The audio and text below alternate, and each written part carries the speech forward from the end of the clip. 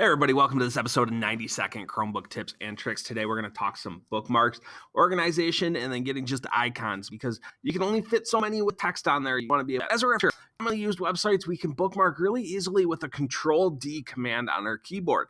If you forget any keyboard shortcuts, do not hesitate to use the Control-Alt ? There's a video on that if you'd like to review what that does. But ultimately, when we go to bookmark a site like PowerSchool, I hit Control-D and it creates a bookmark right there. You can see it. It's on the bookmark bar. I can choose where it goes. If I want quick access, I leave it there. I delete the text and hit done, and I have a bookmark there.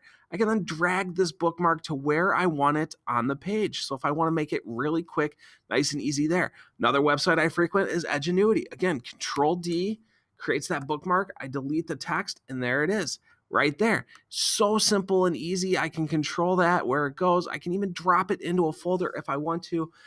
It's really easy to do. If you want to work more with your bookmarks and clean them up, there's this button here, the invisible snowman up in the corner. We can go bookmarks, and then we can go manage bookmark manager right here.